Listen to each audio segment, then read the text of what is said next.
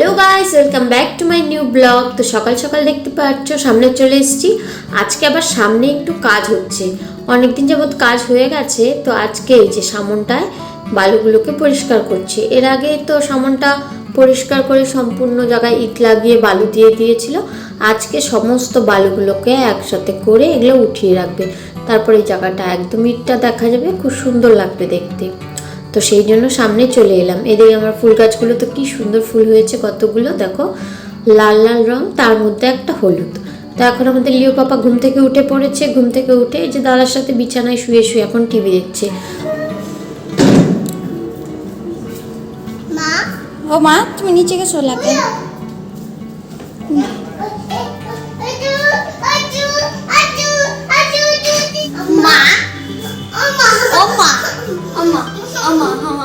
আর আমি এখন করব রান্না বান্না, সমস্ত সংসারের টুকিটাকি কাজ। আর এই যে পাপা চলে এসছে আমাকে ম্যামা করতে করতে।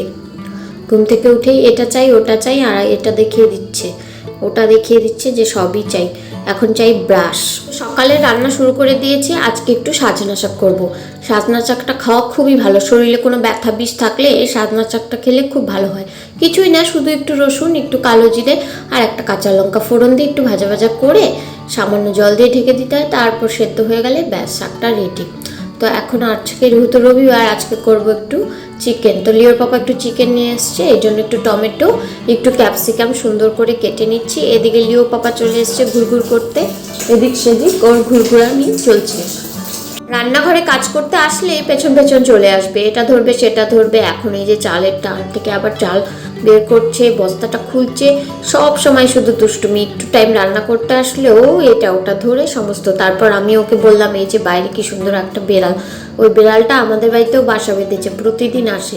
তো বাড়ির পাশেই আরেকটা বাড়িতে ও উপরে ছাদের ওখানে রয়েছে, তাই ওকে দেখাচ্ছিলাম। তারপরে যে এখন রান্না করব চিকেন। তো চিকেনটাকে আগে সুন্দর করে ম্যারিনেট করে নিই।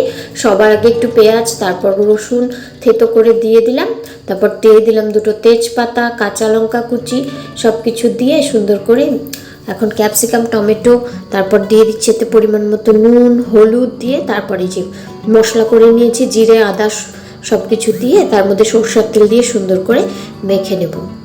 আর শুকনো লঙ্কাটা খুব সুন্দর অনেকগুলো লাল লাল লঙ্কা দিয়েছি।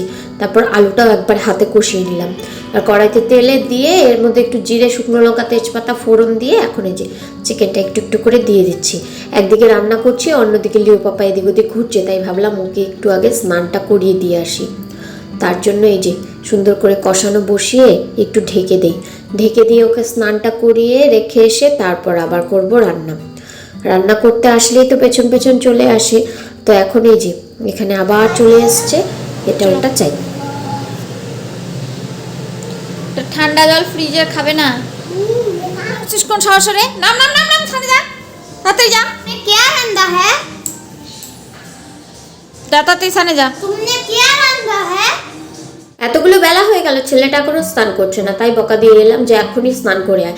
এদিকে আমার রান্না প্রায় কষানো হয়ে গেছে, এখন শুধু একটু ঝোল দিয়ে নামিয়ে নেব। তো এখন এই যে লিও পাপাকে এক টুকরো দিয়ে দিয়েছি, ওকে স্নান টান করিয়ে দিয়েছি, দেখি টেস্ট করুক।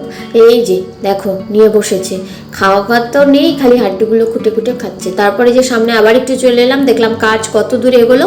তো এদিকে মোটামুটি সম্পূর্ণ কাজ এগিয়ে গেছে, এখন শুধু এই জায়গাটাকে ঝাড়ু দিয়ে সমস্ত বালিগুলোকে উঠিয়ে রাখবে।